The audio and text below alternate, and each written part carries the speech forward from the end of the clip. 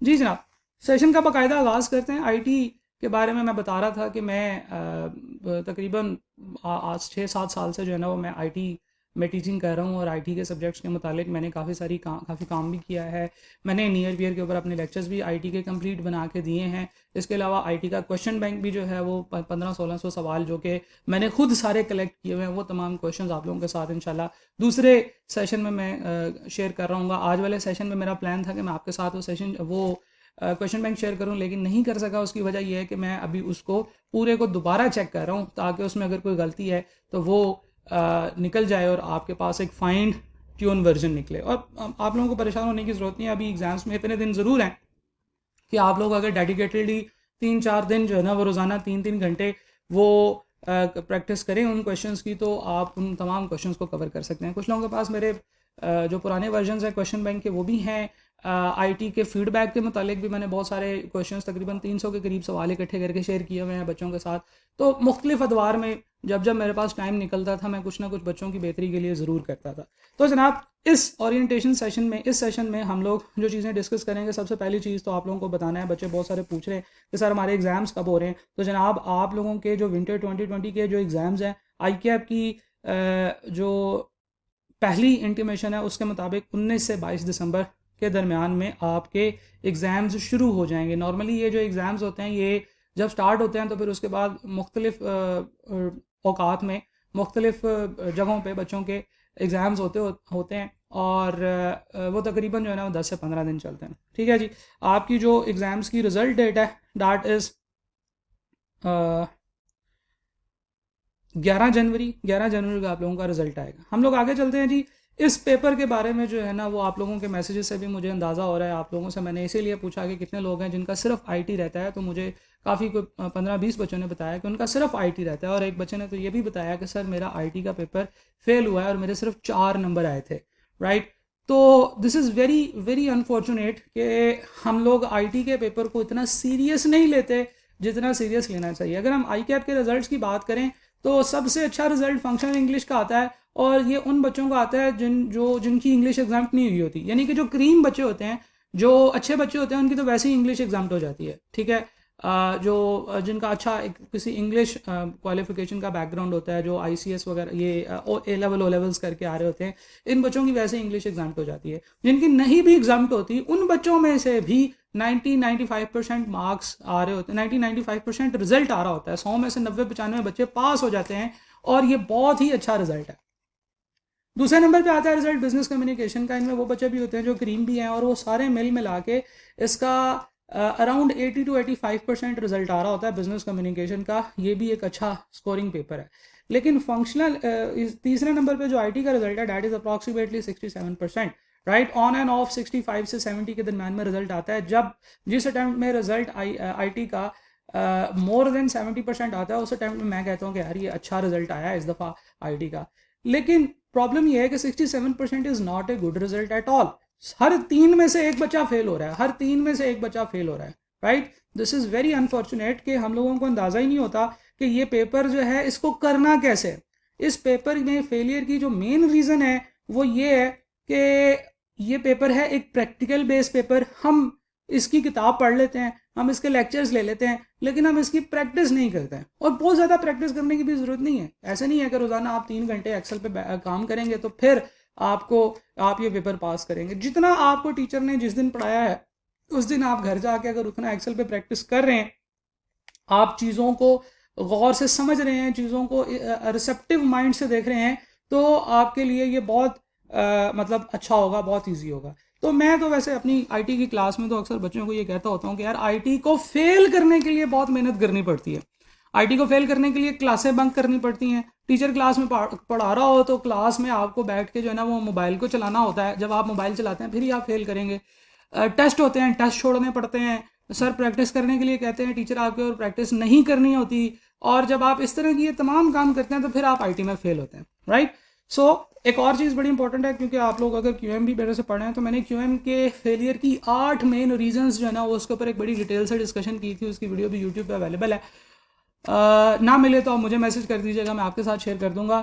और ये जो है रीजंस जो आईटी के पेपर की फेलियर की हैं वो टोटली डिफरेंट है जो मैंने आप लोगों के साथ बताई। हम इस पेपर को समझते हैं कि यार ये तो प्रैक्टिकल पेपर है, हम हेल्प से सारा कुछ कर लेंगे, हम वहीं पे सामने देख लेंगे, सारी ऑप्शन तो सामने आ रही होती हैं, जो एग्जामिनर कहेगा वहाँ से जाके चेक कर लेंगे, तो जनाब हमारा पेपर जो है ना वो पूरा हो जाएगा। अच्छा, जिन लोगों ने आईटी का पेपर दिया है, यहाँ पे मैं आप लोगों से ये सवाल पूछना चाहता हूँ, आप लोगों ने बड़ा ही ध्यान से इस सवाल का जवाब देना है। जिन लोगों ने पहले आईटी का पेपर दिया हुआ है सिर्फ वो लोग जवाब देंगे। और सवाल ये है कि क्या आप लोग अपने पेपर को पूरा कर पाए उस 1.5 घंटे में, यस या नो में जवाब देना है। लेकिन जवाब देने से पहले एक चीज़ देख लें कि जनाब आपने ऐसे वो लोग जिन्होंने एंड पे आखिरी 3-4 मिनट जब रह गए थे तो उन्होंने देखा कि जितने भी क्वेश्चन अनआंसर्ड थे उनको उन्होंने जो है ना आंखें बंद करके टिक कर लिया, वो यस नहीं कहेंगे, वो कहेंगे कि नहीं हम अपना पेपर पूरा टिक नहीं कर पाए। तो अब आप लोग अपने जवाब टाइप करके मुझे बता सकते हैं कि क्या जो लोग जिन्होंने एग्ज़ाम दिया क्या वो अपना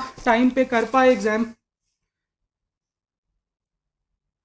3 यस आ चुके हैं मेरे पास और 1 2 3 4 5 9 आ चुके हैं, 6 9 आ गए जी, 7 8, एक और यस आ गया, 4 यस हो गए, 9 9 10 9 हो गए, 5 यस हो गए, 6 यस, 11वां नो। एक बच्चे ने कहा भी एग्जाम नहीं दिया, तो भाई मैंने आपको कहा है कि आपने तो आंसर ही नहीं करना। शुएब अहमद साहब ने कहा कि नहीं, मोहम्मद अतीक ने कहा नहीं, अच्छा सॉरी नाम तो नहीं लेना। लास्ट में जो क्वेश्चन थे वो बगैर पढ़े टिक कर दिए, इसका मतलब है आप नहीं कर पाए। एक स्टूडेंट ने कहा नो और उसके बाद पी लिखा है जी। देखें मेजॉरिटी बच्चों के आंसर्स नो आ रहे हैं, और अगर मैं रफली अंदाज़ा लगाऊं क्योंकि मैं नोट तो नहीं कर रहा, तो मेरे ख्याल से जितने % पास या फेलियर की रेशो है उतने ही जो है ना वो लोग जो हैं वो ये भी बता रहे हैं कि वो एग्ज़ाम को पूरा नहीं कर पाए। ठीक है, अच्छा एक आईटी का पेपर जिसमें सब कुछ आप लोगों के सामने है, आप उसको पूरा क्यों नहीं कर पाए? उसकी यही वजह है, उसकी वजह यही है कि आप लोग समझते हैं कि सारा एग्ज़ाम जो है ना वो हम लोग वहीं पे सामने हमारे वर्ड भी होगा, एक्सेल भी होगा, पावर पॉइंट भी होगा, जो चीज़ देखनी होगी जहाँ से देखनी होगी वो वहाँ से जाके हम लोग देख सकते हैं। हेल्प के फंक्शन को यूज़ कर सकते हैं। और हेल्प के बारे में भी मैं बता दूँ कि जनाब लोगों को ये लगता है कि जी हम लोग हेल्प के फंक्शन को यूज़ कर सकते हैं। खैर कॉमन मैथ्स अबाउट आईटी के ऊपर बात करते हैं और उसमें हम लोग ये बात करेंगे। I was disconnected that's why didn't understand. मेरे ख्याल से होम बेस एग्ज़ाम में ये प्रॉब्लम भी होती है कि आप डिसकनेक्ट हो जाते हैं, तो डिसकनेक्ट में भी फेलियर जो है वो आपका आ जाता है। लेकिन मैं आपको बता दूं कि ये जो स्टूडेंट ने भी कहा है कि मैं डिसकनेक्ट हो गया था या हो गई थी, देखें आई कैप ने ये स्पेसिफिकली कहा है कि अगर अनफॉर्चुनेटली आप एग्ज़ाम के दौरान डिसकनेक्ट हो जाते हैं due to the problem at server end, यानी कि आई कैप की तरफ से किसी वजह से अगर आप डिसकनेक्ट हो जाते हैं तो आई कैप उसका आपको उसी सेशन के अंदर एक्स्ट्रा टाइम देगा। उनके सॉफ्टवेयर में ऑटोमेटिकली आपका टाइम जो है ना वो एक्स्ट्रा ऐड हो जाता है। लेकिन अगर आपकी अपनी वजह से नेट डिस्कनेक्ट हो गया तो उसकी आई कैप ने बिल्कुल जिम्मेदारी नहीं ली। आई कैप ने बिल्कुल शुरू में ये कहा कि जनाब अगर आपको लगता है कि आप होम बेस एग्जाम दे सकते हैं तभी आप होम बेस एग्जाम के लिए जाएं, वरना आई कैप की कोई जिम्मेदारी नहीं है। राइट, तो आईटी के मुतालिक जो कॉमन मिसअंडरस्टैंडिंग है, जो कॉमन मिथ्स हैं, उनके बारे में हम लोग बात करते हैं वन बाय वन। पहली बात, सारा पेपर हेल्प से सॉल्व हो जाता है, ऐसा अब नहीं होता है। आई कैप ने स्पेसिफिकली बताया है कि जब से ऑफिस 2016 आया है उसमें हेल्प का जो फंक्शन है वो ऑफिस वालों ने, यानी कि जो माइक्रोसॉफ्ट वाले हैं, उन्होंने वो हेल्प का फंक्शन अटैच कर दिया है अपनी ऑनलाइन डेटाबेस के साथ। इसका मतलब ये है कि जैसे ही आप ऑफिस 2016 में हेल्प के ऊपर क्लिक करेंगे तो वो एक वेबसाइट ओपन होगी और उस वेबसाइट से वो डाटा फेच करके लेके आएगा। पहले क्या होता था ऑफिस 2010 में, ये होता था कि ऑफिस के अंदर ही हेल्प के आर्टिकल्स अवेलेबल होते थे। जब आप ऑफिस इंस्टॉल करते थे वो हेल्प के आर्टिकल्स आपके कंप्यूटर में सेव हो जाते थे, तो आप उसको ओपन कर सकते थे, तो हम हेल्प को थोड़ा बहुत यूज़ कर सकते थे। लेकिन अब ऑफिस 2016 में उन्होंने वहाँ से वो सारी हेल्प ख़त्म कर दिया और हर चीज़ को इंटरनेट पे कनेक्ट कर दिया है। तो अब आपको इंटरनेट ओपन करने की क्योंकि इजाज़त नहीं है, तो मैंने देखा है आई कैप के ऑफिशियल्स तो अब स्पेसिफिकली ये बात कहते हैं कि जनाब आपको हेल्प यूज़ करने की इजाज़त नहीं है। और उसकी जो रीज़न है वो ये है कि आई कैप में अब जो ऑफिस 2016 है इस वर्जन में हेल्प की फाइल्स आपके कंप्यूटर में डाउनलोड नहीं होती हैं। आप जब भी कोई चीज़ लिख के सर्च करते हो तो वो इंटरनेट से जाके उसको सर्च करके लाके आपको देता है। That's why you can not use help in this paper now, right? Okay, अगली चीज, एक्सेल कर लो पेपर पास हो जाता है जनाब। ये बात भी बच्चों को बताई जाती है, सिर्फ एक्सेल कर लो तो पेपर तुम्हारा पास हो जाएगा, क्योंकि एक्सेल जो है ना वो सिलेबस का बहुत मेजर एरिया है। बाकी वर्ड और पावर पॉइंट में से भी जनाब आप थोड़े बहुत नंबर ले ही लोगे, खुद ही ज़बानी करके ले लोगे। तो चलो जी, एक्सेल को डिटेल से पढ़ लिया तो फिर आपका पेपर पास हो जाएगा। इस पेपर में आपने बिल्कुल भी सेलेक्टिव स्टडी नहीं करनी, बल्कि सीए के किसी भी पेपर में आपने सेलेक्टिव स्टडी नहीं करनी, क्योंकि जो एरियाज सेलेक्टिव स्टडी से छोड़े जा सकते हैं वो हैं सिर्फ चैप्टर 1, 2, 3 और 15। पहले 3 और आखिरी एक चैप्टर ऐसा है जिसको आप समझ लें कि आप अगर चाहें कि यार ये मैं नहीं करना चाहता, चले जी मैंने लाजमी तौर पे सेलेक्टिव स्टडी करनी है, क्योंकि कोई बाबा जी हैं उन्होंने कहा था कि अगर तुमने पूरा सिलेबस तैयार किया तो तुम पास नहीं कर सकोगे, तो तुमने लाजमी तौर पे कोई ना कोई चैप्टर छोड़ना है। तो मैंने तो छोड़ना है, ये मेरे जो है ना वो ईमान का हिस्सा है कि मैंने कोई ना कोई सब चैप्टर लाजमी छोड़ने हैं। तो आप पहले 3 और आखिरी 15वां चैप्टर छोड़ सकते हैं, लेकिन मज़े की बात यह है कि उन तीनों चारों में कुछ भी नहीं है, बाकी उसके अलावा हर चीज़ इंपॉर्टेंट है। एक्सेल की अपनी वेटेज जो है वो 40% है, इसका मतलब है कि उसमें से 20 नंबर के सवाल आएंगे, और 20 नंबर के सवाल आप कभी भी पूरे 20 नंबर उसमें से सिक्योर नहीं कर सकते अनटिल अनलेस के आपने इतनी अच्छी प्रैक्टिस की हुई है। जैसे आईटी के अंदर आजकल काफ़ी सारे बच्चों का 3-4 बच्चों का हर दफ़ा सर्टिफिकेट ऑफ मेरिट आ जाता है, क्योंकि वो सारे 3-4 बच्चे जो हैं वो सारे सवाल ठीक कर पाते हैं और उनके 50-50 नंबर आते हैं। तो जनाब ये बात भी गलत है कि एक्सेल कर लो तो पेपर पास हो जाएगा। एक्सेल की वेटेज सिर्फ 20% है, आपको वर्ड और पावर पॉइंट भी करना पड़ेगा। और मज़े की बात यह है कि if you do not know कि वर्ड क्या है, वर्ड की बेसिक्स क्या है, तो एक्सेल में आपको बहुत प्रॉब्लम हो सकती है। हम लोग आगे चलते हैं जी। तीसरी, आईटी का पेपर तो वैसे ही पास हो जाता है, लेकिन जनाब ये भी है, और आपके साथ मैंने रिजल्ट्स भी शेयर किए, लोगों को ये कहा कि यार बस ठीक है एक दफ़ा बुक पढ़ लो तो तुम्हारा आईटी का पेपर पास हो जाएगा, और रिजल्ट्स जो हैं वो तो कुछ और बता रहे हैं। वो तो कह रहे हैं कि ये इसको पास करना सबसे मुश्किल है, और इसका फेलियर रेशो क्यूएम के आसपास है। क्यूएम की फेलियर रेशो आपको पता है कितनी होती है? 55 to 60%। सिर्फ क्यूएम से सिर्फ 5 या 7% ज़्यादा लोग इस सब्जेक्ट में पास होते हैं। तो ये सब्जेक्ट जो है ये क्योंकि इन मिसअंडरस्टैंडिंग्स की वजह से, इन मिथ्स की वजह से आप पास नहीं कर पाते हो। हम लोग आगे चलते हैं। अगली चीज़, बुक पढ़ लें पास हो जाएगा। ठीक है जी, मैंने सिर्फ बुक पढ़ी थी पास कर लिया था, ऐसा भी नहीं होगा जी। जो लोग बुक पढ़ के पास कर लेते हैं वो सिर्फ बुक नहीं पढ़ते, उनका ऑलरेडी माइंडसेट ऐसा होता है। वो पता नहीं 2005-6 से उनके घर में कंप्यूटर होता है, और बड़ा भाई या वालिद साहब जो हैं वो एक्सेल वर्ड पावर पॉइंट पे काम शाम कर रहे होते हैं, वो उनको देख रहे होते हैं, उनका एक माइंड वैसा डेवलप हो जाता है।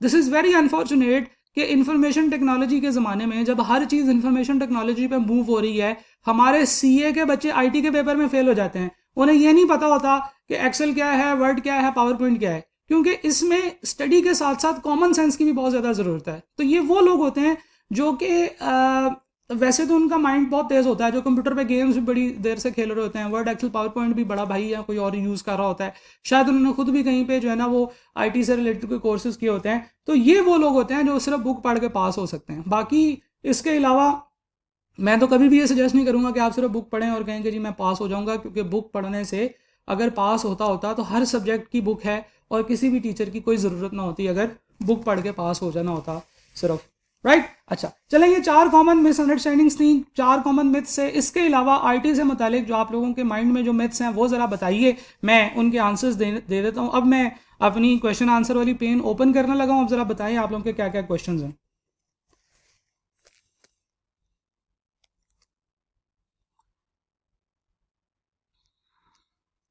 एक बच्चे ने कहा जी सर दिसंबर अटेम्प्ट फिजिकल होगी या ऑनलाइन? ये मैंने आपको इसके बारे में बारहा बताया है कि जब आई कैप इसके बारे में कोई गाइडलाइंस देगा तो उस वक्त मैं आपके साथ एक लाइव सेशन करूंगा, फिर उसमें हम हर चीज़ को एक एक करके डिस्कस करेंगे, आपके क्वेश्चंस को डिस्कस करेंगे। ये चीज़ हम लोगों ने जो है ना वो उस सेशन में कर लेंगे। अभी वैसे आई कैप ने कहा हुआ है कि एग्ज़ाम जो है ना वो सेंटर बेस्ड भी होंगे और कंप्यूटर बेस्ड भी होंगे।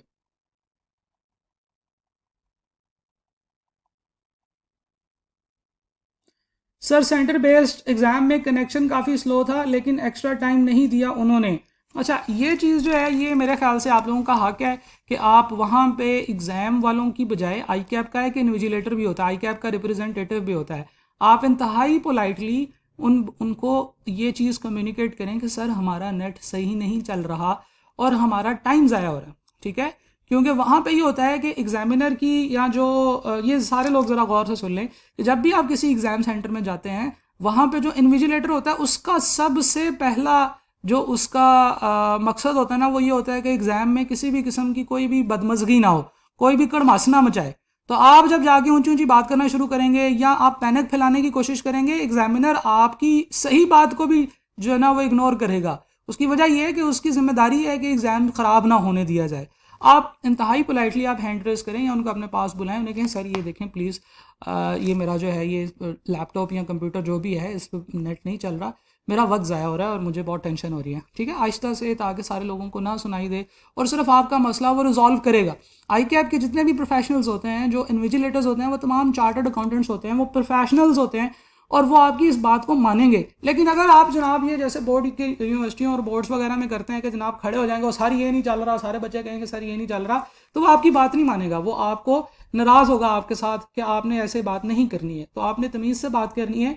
आई कैप के रूल्स पढ़ के जाएँ, वहाँ पे ये लिखा हुआ है कि अगर किसी वजह से आपका एग्ज़ाम जो है वो डिले होता है तो आपको एक्स्ट्रा टाइम दिया जाएगा। ये आई कैप के रूल्स में है। आप वो रूल्स पढ़ के जाएं, वो रूल्स याद करके जाएं। आप अगले बंदे को पोलाइटली बताएं कि सर वो मैंने तो पढ़ा था कि इस तरह का मसला होगा, तो वो हो और ये हमारा हक भी है, तो प्लीज़ ज़रा इसको थोड़ा सा देखें। ठीक है जी।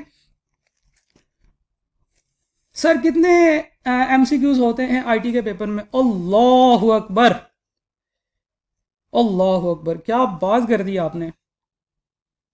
आपको नहीं पता आईटी के पेपर में कितने MCQs होते हैं? आप आईटी का पेपर देने में लगे हैं, एक वीक बाद आपका एग्जाम शुरू हो जाएगा। यू डोंट नो कि आईटी के पेपर में कितने MCQs होते हैं? 50 MCQs होते हैं, एक एक नंबर के। तो इस तरह के जो सवाल होते हैं ना, अल्लाह माफ़ करे। Sir how to pass then? Pass कैसे करना है? पढ़ के पास करना है।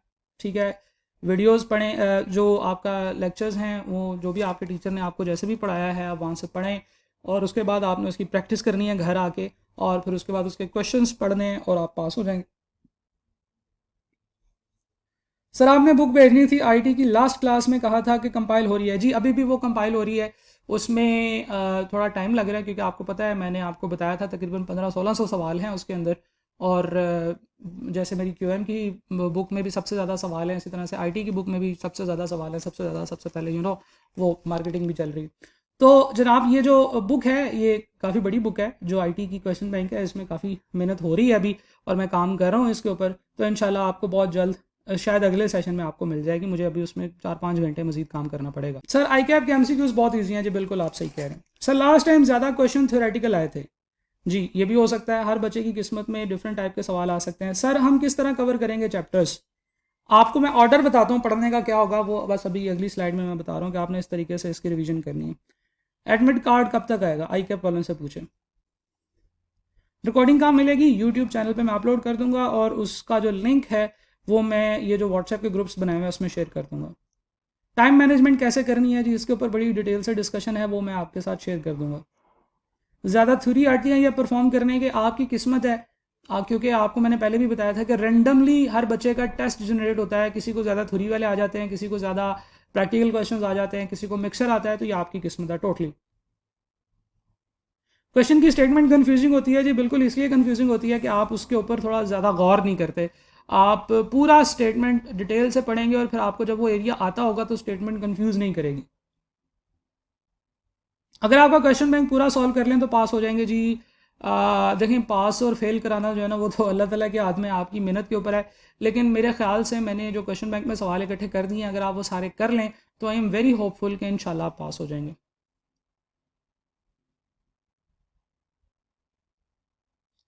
चैप्टर 1 की रिवीजन तो नहीं कराएंगे, बस उसका हल्का फुल्का बता दूंगा कि उसको कैसे पढ़ना है, उसमें क्या क्या चीज़ें। सिर्फ 5-10 मिनट की डिस्कशन होगी।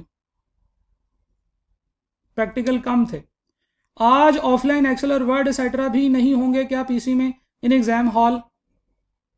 नहीं, देखें वर्ड एक्सेल पावर पॉइंट तो आप यूज़ कर सकते हैं एग्जाम हॉल में, वो तो आई कैप ने स्पेसिफिकली आपको अलाउ किया है कि Word Excel PowerPoint software आप ओपन करके यूज़ कर सकते हैं, बट आप उनकी अब हेल्प यूज़ नहीं कर सकते क्योंकि हेल्प अब इंटरनेट बेस्ड हो गई है। तैयारी फुल होती है बट पैनिक हो जाता हूँ। अच्छा, तो आपने पैनिक नहीं होना, आपको तो पता है आपका क्या प्रॉब्लम है कि आप पैनिक हो जाते हैं। पैनिक नहीं करना है, आपको पता है कि आप एग्ज़ाम आप, अच्छा पैनिक होने से मुतालिक कुछ रीजंस हो सकती हैं। जैसे फॉर एग्जांपल आप एग्ज़ाम हॉल में लेट पहुँचे, आपका एग्ज़ाम हॉल बहुत दूर है आपने सुबह तैयारी ही नहीं की हुई कि मैंने एग्ज़ाम वाले दिन सुबह जाना है तो मेरी रोल नंबर स्लिप कहाँ पे पड़ी होगी, मेरे कपड़े कौन से होंगे, मैंने नाश्ता क्या करना है, इन तमाम चीज़ों की जब आप अर्ली प्लानिंग करेंगे ना तो एग्ज़ाम वाले दिन उठ के आप लोग लेट नाइट सोते हो, फिर आपकी नींद पूरी नहीं होती, ज़बरदस्ती उठ रहे होते हो और तब तक आंखें नहीं खुलती जब तक आप मुंह पे पानी के छींटे नहीं मार लेते। आप लोग सुबह सुबह जब उठते हो तो नमाज़ नहीं पढ़ते हो, क्योंकि नमाज़ पढ़ने से जो है ना वो आपका दिन का अच्छा आगाज़ हो जाता है, आप अपनी नींद पूरी नहीं करते हो। तो इस तरह की वजूहात से आप एग्ज़ाम में प्रेशर में आ जाते हो, पैनिक में आ जाते हो। एग्ज़ाम को प्लान नहीं किया जाता।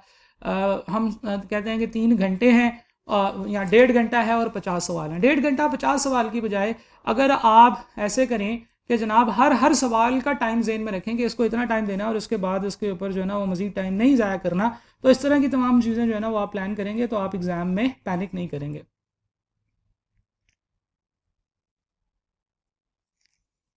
समझ नहीं आ रहा कि अब कैसे प्रिपरेशन करूं। अच्छा, अभी अगर आपको प्रिपरेशन करने का सोच रहे हैं जिसके 1 वीक के बाद एग्जाम है तो फिर मेरे ख्याल से आप काफ़ी लेट हो चुके हैं। अब आपने प्रिपरेशन ही करनी है, अब आपने रिवीजन करनी है। ठीक है, रिवीजन करने के लिए मैं आपको बताऊंगा कि if you are very confuse कि अब क्या करना चाहिए, तो मैं आपको स्टेप बाय स्टेप प्लान दूंगा कि अगले 10 दिनों में आपने क्या करना है, और इंशाल्लाह उसमें फिर आप उसको फॉलो करते हुए बहुत ज़्यादा इंशाल्लाह आपके पास होने के चांसेस बढ़ जाएंगे।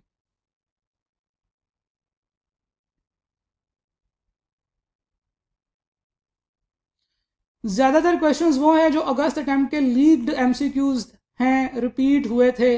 अच्छा जी लीक्ड एमसीक्यूज अगर किसी के पास हैं आईटी के तो आप मुझे व्हाट्सएप कर सकते हैं, क्योंकि मैं अभी नोट्स बना रहा हूँ उसके। मेरे पास तकरीबन काफ़ी हैं, कोई 100 सवा 100 के करीब एमसीक्यूज आ चुके हैं आईटी के, और आप लोग मज़ीद सेंड करें मुझे, मेरा नंबर डिफरेंट व्हाट्सएप ग्रुप्स में है, तो मैं वो सारे इकट्ठे करके कंपाइल करके टाइप करके और उसके करेक्ट आंसर्स डाल के आप लोगों को जो है ना वो नोट्स इंशाल्लाह 1-2 दिनों में उसके शेयर कर दूंगा, जिससे आपको ये भी फ़ायदा होगा कि अगर वो चीज़ चल रही है अब मार्केट में, अगर ओपनली अवेलेबल है, तो हम उसको जो है ना वो हेल्प उसमें मैं आपकी ये कर सकता हूँ। क्योंकि बच्चे डिफरेंट क्वेश्चन मेरे पास लेके आ रहे होते हैं, सर इसका आंसर बता दें, इसका आंसर बता दें, तो वो आप कर लें, देख लें। अब जो चीज़ लीक हो चुकी है वो तो जो है वो उसको थोड़ा बेहतर करने की ज़रूरत है। तो जो लोग कंफ्यूज्ड हैं, आपको बिल्कुल परेशान होने की ज़रूरत नहीं है, मैं आप लोगों को आज ही बता दूंगा कि हम इसको किस तरीके से प्लान करेंगे, आप इसको किस तरीके से पढ़ के अपने पास होने के चांसेस बहुत ज़्यादा बढ़ा सकते हैं। हाँ जी, tell me what you want to do का फीचर होता है ऑफिस 2016 में, ये बिल्कुल हम यूज़ कर सकते हैं। अच्छा, मैं आपको बता देता हूँ, जो लोग अब पूछ रहे हैं तो हम इसको डिस्कस कर लेते हैं। देखें, ये एक फंक्शन है जी, tell me what you want to do. अब ये बड़ा मज़े का फंक्शन है। यहाँ से आपने जो भी काम करना है ना उसे टाइप करें। फॉर एग्जाम्पल मैं कहता हूँ जी फ्रीज द टॉप रो, तो जब मैं फ्रीज द टॉप रो के ऊपर आऊँगा तो वो उस फ्रीज से मुतालिक जो ऑप्शंस है ना वो ओपन हो जाएंगी। एंड यू डोंट नो कि ये नॉर्मली ये फ्रीज पेन और ये स्पीक सेल बाय रो, इंसर्ट और ये इस तरह की चीज़ें ये कहाँ पे है एक्चुअली, यू डोंट नो। ठीक है जी, आप यहाँ पे क्लिक कर रहे हो get help on freeze the top row. जब आप हेल्प के ऊपर क्लिक करते हो तो देखें अभी थोड़ा सा टाइम ले रहा है, और इसके बाद इसने ये नेट से सर्च करके आपको ला के देगा। This is not allowed by I cap now, कि आप इसको जो है ना वो अलाउ आपको नहीं है, लेकिन फिर भी ये देखें ये काफ़ी जो है ना वो इंपॉर्टेंट मज़े की चीज़ें यहाँ पे आ गई हैं। एक्चुअली जो फ्रीज होता है ये व्यू के अंदर होता है, ये फ्रीज पेन होता है, ये वाली 3-4 ऑप्शंस आपको वहाँ पे नज़र आ रही थी जो कि उसने tell me what you want to do के अंदर डाल दी हैं। तो बजाय इसके कि आप यहाँ से टैब्स के अंदर से ढूंढें कि वो ऑप्शन कहाँ पे है, आप जस्ट यहाँ पे टाइप करें तो वो ऑप्शंस आपके पास सामने यहाँ पे आना शुरू हो जाएंगी। This is what we call tell me what you want to do. और इसको जो है ना इसको भी यूज़ करने के मुतालिक जो है ना वो कुछ रूल्स आप यूज़ कर सकते हैं। अच्छा जी, बहुत सारे सवाल हो गए हैं कुछ सवालों के मैं जवाब दे देता हूँ, क्योंकि मेरे ख्याल से ज़्यादातर सवाल जो है ना वो इस चीज़ के मुतालिक हैं कि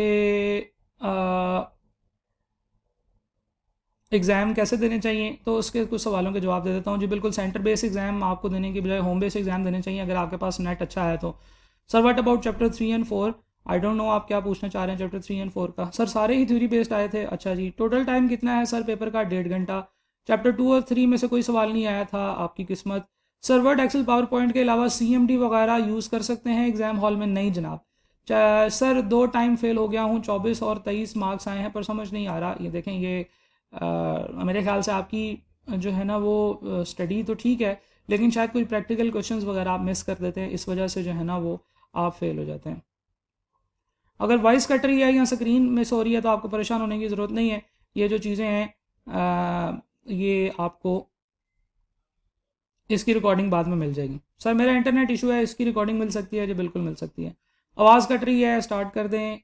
अच्छा जी, अच्छा आप लोगों के सवाल जो है ना वो मैंने देखे हैं। सर अगर नेट बंद हो गया तो हॉटस्पॉट यूज़ कर सकते हैं? आई कैप ने वैसे स्पेसिफिकली मना किया है कि जी आप हॉटस्पॉट यूज़ ना करें। आप देखें आप ऐसे सवाल पूछने शुरू हो गए हैं जो हमारे इस टॉपिक से रिलेटेड नहीं है, तो मैं फिर उसको बंद कर देता हूँ। आपके सवाल होंगे और मेरे जवाब होंगे इंशाल्लाह संडे को। आप लोग थक जाएंगे, मैं नहीं थकूंगा क्योंकि मैं तो घर बैठा हूँ, आराम से कौन सा सेशन कर रहा हूँ। जितने सवाल आपने पूछने हैं मेरे से आप संडे वाले सेशन में पूछ लीजिएगा। अभी आज मेरे पास जो है ना वो टाइम की लिमिटेशन है, तो इसलिए फिर मैं आज के सेशन को जो है ना वो यहाँ पे ये कंटिन्यू कर रहा हूँ, जो चीज़ें मैंने यहाँ पे डिस्कस करनी है आप लोगों के साथ, और फिर उसके बाद इंशाल्लाह हम लोग इस सेशन को एंड करके आगे चलेंगे संडे वाले सेशन की तरफ। अगली जो चीज़ है जो बहुत सारे बच्चे पूछ रहे हैं वो ये है कि ओल्ड वर्जन क्या है और न्यू वर्जन क्या है, और माइक्रोसॉफ्ट का क्या डिफरेंस है। देखें आई कैप ने सबसे पहले जो बुक दी थी डेट वाज 2013 एडिशन। 2013 एडिशन में चैप्टर नंबर 2 के अंदर विंडोज़ 10 इस्तेमाल की हुई थी। सॉरी, चैप्टर 2 के अंदर विंडोज़ 7 इस्तेमाल की हुई थी और ऑफिस 2010 था। लेकिन जो नया वर्जन आया है डेट इज़ ऑफ 2019 वर्जन। इस 2019 के वर्जन में जो आई कैप ने जो वर्जन यूज़ किया है विंडोज़ के केस में वो विंडोज़ 10 है, और कोर विंडोज़ टास्क के अंदर वो विंडोज़ 10 आ रही होती है। और Microsoft Excel, Word, PowerPoint जो है ये आपके इन्होंने ऑफिस 2016 वाले अब यूज़ करना शुरू कर दिए। तीसरी चीज़ जो है वो ये है कि माइक्रोसॉफ्ट पावर पॉइंट के अंदर इन्होंने चैप्टर नंबर 15 ऐड किया है, अपनी तरफ से नंबर बढ़ाने की कोशिश की है कि यूज़फुल कीबोर्ड शॉर्टकट्स, और ये तमाम यूज़फुल कीबोर्ड शॉर्टकट्स जो हैं ये ऑलरेडी आप ऊपर वाले चैप्टर्स में पढ़ के आते हैं। और दूसरी मज़े की बात यह है कि ये माइक्रोसॉफ्ट पावर पॉइंट के यूज़फुल कीबोर्ड शॉर्टकट्स नहीं हैं, ये वर्ड, पावर पॉइंट और एक्सेल के कंबाइंड यूज़फुल कीबोर्ड शॉर्टकट्स हैं। ज़्यादातर इसमें माइक्रोसॉफ्ट वर्ड के कीबोर्ड शॉर्टकट्स हैं, एक्सेल और पावर पॉइंट के नहीं है, राइट। अच्छा जी, जहाँ तक बात है चैप्टर नंबर 1, 2 और 3 की, ये एरिया कुल मिला के 10% आपके सिलेबस की वेटेज बनता है। और इस एरिया में से अगर 50 नंबर का आपका पेपर आता है तो इन 3 चैप्टर्स में से आपके 5 नंबर के सवाल आएंगे। मेजॉरिटी ऑफ द क्वेश्चंस जो इस एरिया में से आते हैं वो बहुत ही ईजी होते हैं, और आप चाहे ना भी पढ़ा हो आपने ये वाला एरिया, फिर भी आप उनमें से 2-3 सवाल तो कर ही लेते हैं। तो इस जो सेक्शन को पढ़ने की जो अप्रोच है वो ये होगी कि आप लोगों ने आज बैठना है और चैप्टर 1, 2 और 3 की तमाम जो डिस्कशन है उसको एक दफ़ा रीड आउट कर लेना है। इसके तमाम MCQs के क्वेश्चंस जो मैं आप लोगों के साथ शेयर करूंगा, कोशिश करूंगा संडे के सेशन से पहले पहले आप लोगों के साथ शेयर कर दूं। वो सेशन जो है ना वो आपने तमाम MCQs जो है वो पढ़ लेने हैं, और उनको प्रैक्टिस करने के बाद you will be able to complete these questions very easily. इस एरिया में आपने मंडे के बाद से टाइम नहीं लगाना, और ये भी सिर्फ 2-3 घंटों में आपने पढ़ लेना है। दूसरी चीज़ है जी जनाब, उसके बाद आपने ऑल द वे मूव करना है माइक्रोसॉफ्ट वर्ड की तरफ। माइक्रोसॉफ्ट वर्ड की प्रिपरेशन और माइक्रोसॉफ्ट वर्ड की जो भी आपकी तैयारी शायरी है वो आपने करनी है, और इसके 3 चैप्टर्स हैं। अब ये जो 3 चैप्टर्स हैं ना ये बड़े मज़े के चैप्टर्स हैं, और देखा जाए तो एक्सेल के 1, 2, 3, 4 और 5 चैप्टर्स हैं, और इसकी सिलेबस वेटेज है 40%, यानी कि इसमें से 20 नंबर के सवाल आते हैं। ठीक है जी, 5 चैप्टर 20 नंबर के सवाल। वर्ड 3 चैप्टर्स 15 नंबर के सवाल। तो माइक्रोसॉफ्ट वर्ड इजी भी है इसको समझना, इसमें टेबल्स और इलस्ट्रेशंस, कंटेंट और टेबल और अदर रेफरेंस, ये बहुत इजी चीज़ें हैं जिनको आप ज़्यादा जल्दी कवर कर सकते हैं। तो वर्ड की चीज़ें जब आपकी आ जाएंगी, ये ज़्यादा पॉइंट स्कोरिंग एरिया है, ठीक है, इसके ऊपर आपने ज़्यादा फोकस करना है। माइक्रोसॉफ्ट एक्सेल में तो जब आप घुसते हैं तो आप उसकी ये जो फॉर्मूले हैं उसी में ही फंसे रहते हैं। आप 15-15 दिन तो टीचर बेचारा फॉर्मूले ही पढ़ाता रहता है, और जबकि ऑन दी अदर हैंड 15 दिन में आप ये पूरा का पूरा माइक्रोसॉफ्ट वर्ड कंप्लीट कर सकते हैं। तो माइक्रोसॉफ्ट वर्ड इज़ ईजी, आप इसको बहुत ईजिली जो है ना वो कवर कर सकते हैं, और हम लोग भी ऐसे ही करेंगे। आप लोग जब स्टडी करेंगे तो आप लोग computer hardware and operating systems के बारे में पढ़ेंगे, उसके बाद आपने माइक्रोसॉफ्ट वर्ड की प्रिपरेशन और तैयारी करनी है। Then you should move to Microsoft PowerPoint. PowerPoint में भी देखें 3 चैप्टर्स हैं, और इसकी सिलेबस वेटेज है 20%, यानी कि इसमें से भी 10 नंबर के सवाल आते हैं। बहुत ही ईजी एरियाज़ है, क्योंकि इसमें जो पावर पॉइंट है, जो पहला चैप्टर है, इसमें तो वही वाली सारी कॉन्सेप्ट डिस्कस होते हैं जो शायद माइक्रोसॉफ्ट वर्ड में आप ऑलरेडी पढ़ के आए हुए हैं। ठीक है जी, using visual aids in presentation बहुत ही मज़े का एरिया है। आप इस चैप्टर को पढ़ेंगे, जब आप इसकी प्रैक्टिस करेंगे तो you will find this very useful, right. Okay, then we will move forward to the Microsoft Excel. और माइक्रोसॉफ्ट एक्सेल जो है वो तो चलता ही रहेगा, वो कभी जो है ना वो आपको उसमें काफ़ी सारी मेहनत करनी पड़ेगी। हर एरिया के अंदर, हर टॉपिक के अंदर जो इंपॉर्टेंट क्वेश्चंस हैं वो आपको मेरे क्वेश्चन बैंक से मिल जाएंगे।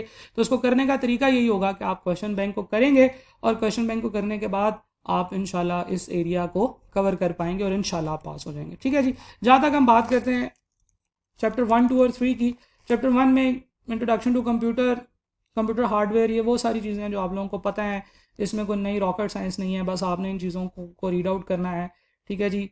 क्लाइंट सर्वर कंप्यूटिंग और इस तरह की चीज़ें, CPU के कंपोनेंट्स क्या होते हैं, ये मतलब थ्योरेटिकल चीज़ें हैं, आप इनको पढ़ते जाएंगे, आप इनको याद करते जाएंगे। कीबोर्ड और इनपुट डिवाइसेस, अब ऐसे है कि अब आपको मैं कीबोर्ड पढ़ाऊँ तो फिर ये तो आपके साथ ज़्यादती होगी। ठीक है जी। कीबोर्ड्स या इनपुट डिवाइसेस की लिमिटेशंस क्या हैं, इनके बेनिफिट्स क्या हैं, आउटपुट डिवाइसेस क्या होती हैं, आउटपुट डिवाइसेस के बाद CRT monitor, flat screen monitor, इन दोनों में क्या डिफरेंसेस है, आपने सिंपल इनको बहुत इजीली याद कर लेना है। There is no point, there is no issue कि आप इसमें कहें सर ये चीज़ समझ नहीं आ रही है, मुझे समझा दें कि जनाब ये जो होता है ना, ये CRT, इसमें ना इमेज फ्लिकरिंग नहीं होती। तो इमेज फ्लिकरिंग क्या होती है भाई, यू डोंट केयर, आप इमेज फ्लिकरिंग को बस याद कर लेंगे, यार इसमें होती है, इसमें नहीं होती, जो भी होती है that is not relevant for your further studies. ठीक है जी। इंकजेट प्रिंटर क्या होता है, इसके बेनिफिट्स और डिफरेंसेस, तो इनको जो है ना वो आप सिंपल आप जहन में रख लें, इनको याद कर लें और इनके क्वेश्चन सॉल्व कर लें, that will be enough for you guys, right.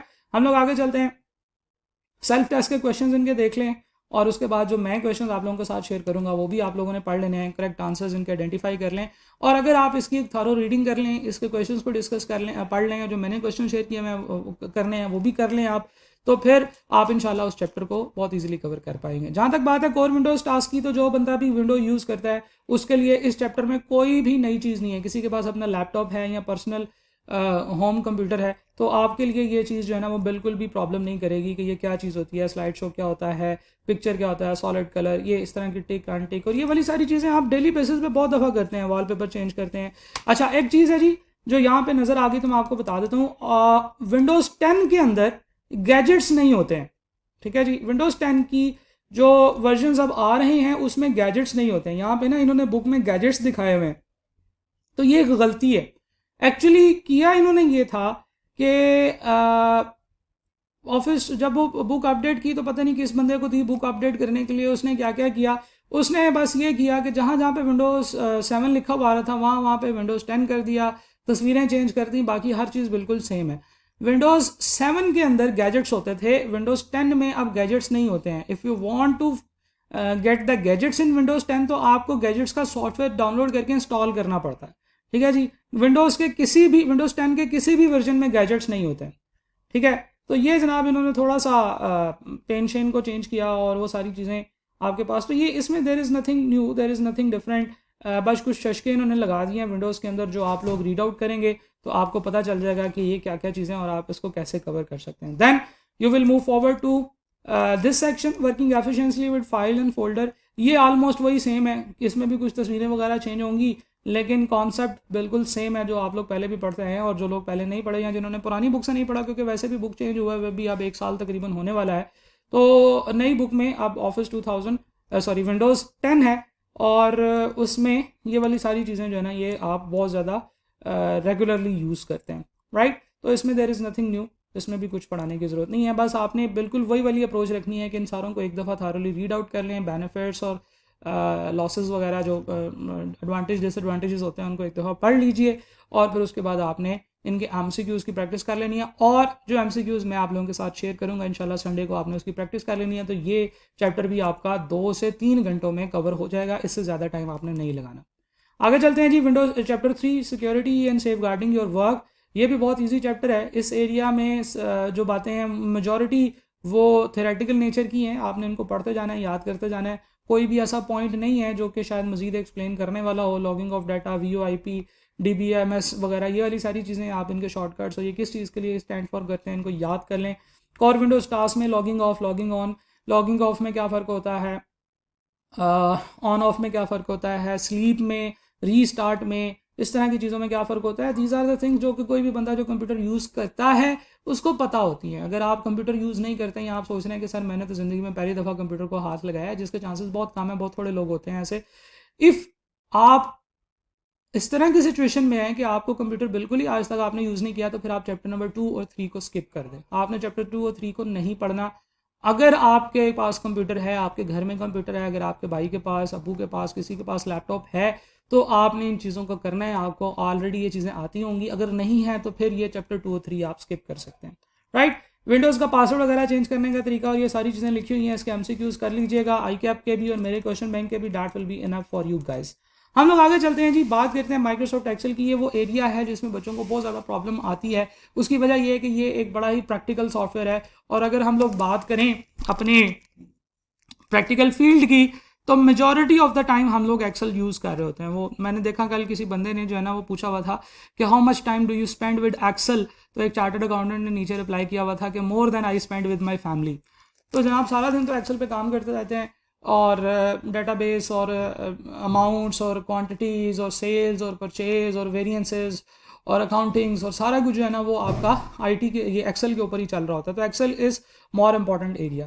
अच्छा, एक्सेल के अंदर जो चीज़ें हैं जो हम लोगों ने पढ़नी है, आप देखें ऑफिस 2016 के अंदर एक्सेल में कुछ नए फीचर्स आए, और मज़े की बात यह है कि जो तमाम नए फीचर्स थे उनमें से कोई भी फीचर ऐसा नहीं था जो आपकी बुक में ऐड किया गया।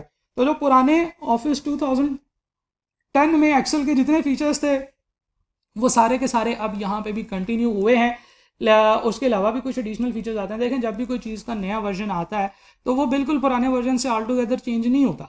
उसकी वजह यह है कि एक फंक्शन, एक सॉफ्टवेयर किसी काम के लिए जब यूज़ होता है तो उसके जो नए वर्जन आएंगे वो पुराने की तरह के ही होंगे, राइट। अब देखें, जैसे गाड़ी की एग्जांपल लेते हैं, गाड़ी के जो नए वर्जन आते हैं वो पुराने वर्जन की तरह के ही होते हैं। उसमें कोई एक छोटा सा ट्वीकअप कर दिया, फ्यूल एफिशिएंसी डाल दी, एसी बेहतर कर दिया, सनरूफ डाल दिया, शीशे जो है ना वो ऑटोमेटिक कर दिए, लेकिन गाड़ी होती वैसी है कि उसमें 4 लोग बैठते हैं, उसके 4 पहिए होते हैं, उसका एक इंजन होता है, उसमें फ्यूल डलता है, इग्निशन से वो स्टार्ट होती है, उसका गियर होता है, क्लच होता है, उसका स्टेयरिंग होता है। तो वो तमाम चीज़ें बिल्कुल वैसे ही रहेंगी। कभी स्टेयरिंग का साइज़ बड़ा कर देंगे, कभी छोटा कर देंगे। तो जैसे जैसे ये एक्सेल के अंदर भी जो नए वर्जन आते हैं उसमें भी ऐसे ही होता है कि जो छोटी छोटी एफिशिएंसीज डाल दी, कोई चार्ट्स के नए डिज़ाइन डाल दिए, कोई टूल टिप्स डाल दिए, कोई जो है ना ये जैसे tell me what you want to do ये ऑप्शन आ गई है। तो इस तरह की चीज़ें इसमें मजीद आ जाती हैं। तो if you have some prior knowledge with Excel that is very good, and if you don't have some prior knowledge of Excel तो फिर भी आप इस टॉपिक में जब आप आते हैं तो आप यहाँ पे काफ़ी कुछ सीखते हैं। बेसिक से लेकर एडवांस तक बड़ा ही ज़बरदस्त एक्सेल सिखाया जाता है।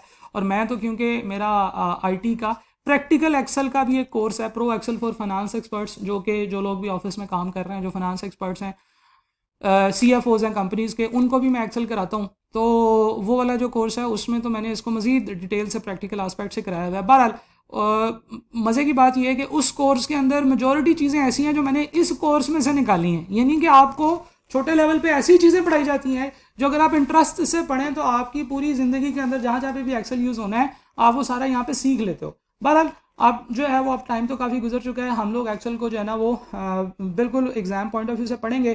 तो इंशाल्लाह अब हमारी जो मुलाकात होगी वो होगी संडे को, और संडे को हम लोग माइक्रोसॉफ्ट एक्सेल शुरू करेंगे। उस वक्त तक आप लोगों को मैं सजेस्ट करूंगा कि चैप्टर 1, 2 और 3 आप कंप्लीट कर लें, और संडे को मैं आप लोगों के साथ क्वेश्चन बैंक भी शेयर कर दूंगा। और एक्सेल पूरा हम लोग 10:30 बजे संडे को शुरू करेंगे, और इंशाल्लाह फिर जब तक होगा उस वक्त तक जो है ना वो कर लेंगे। हो सकता है कि कोई मसला वगैरह भी हो, जो लोग यहाँ पे लाहौर में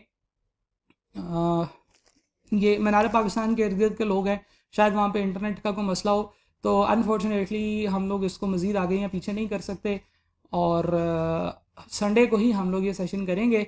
और अगर आप उस वक्त नहीं अटेंड कर पाए तो आपको परेशान होने की ज़रूरत नहीं है, आप इसकी बाद में क्लास रिकॉर्डिंग्स ले सकते हैं। जहाँ तक बात है मेरे से क्वेश्चन पूछने की, तो आप लोगों को रिक्वेस्ट है, आप सब लोगों को पता है कि मेरा मोबाइल नंबर क्या है। हर व्हाट्सएप ग्रुप में मेरा मोबाइल नंबर जो है वो एडेड है एज एन एडमिन। आप मुझे टेक्स्ट मैसेज करें या टाइप करके मैसेज करें। आप लोगों से मेरी दरख्वास्त है कि आप लोग मुझे कॉल कभी भी ना करें, क्योंकि कॉल मैं पिक नहीं कर पाऊंगा, फिर आप कहेंगे कि जी वो सर तो जवाब ही नहीं देते। तो आप मुझे टेक्स्ट करें, टाइप करें, मैसेज सेंड करें, तस्वीर सेंड करें, कोई भी MCQ सेंड करें, मैं आपको इंशाल्लाह उसका जवाब जब वक्त निकलेगा ज़रूर दूंगा। और अगर मैं आपको जवाब नहीं दे पाया तो इसका सिर्फ और सिर्फ एक मतलब होगा कि अभी तक मैं फ्री नहीं हुआ। ठीक है जी, तो मैं कोशिश करूँगा आप लोगों को जहाँ तक हो सके सर्व करूँ। चलें जी, ठीक है जी, आप लोगों का बहुत बहुत शुक्रिया। इंशाल्लाह संडे को मुलाकात होगी, और संडे को फिर हम लोग एक्सेल पढ़ेंगे, और आते ही जो है ना वो एक्सेल पढ़ना शुरू कर देंगे। और मैं कोशिश करूँगा कि मोस्ट इंपॉर्टेंट एरिया सारे कवर कर लिए जाएँ, और उसका जो है ना वो फिर आपको बेनिफिट भी होगा। रिकॉर्डिंग इस सेशन की अवेलेबल होगी यूट्यूब के ऊपर, और अगले 2-3 सेशन उनकी भी रिकॉर्डिंग अवेलेबल होंगी। तो इंशाल्लाह मुलाकात होगी आप लोगों से अब संडे को। अल्लाह हाफ़िज़।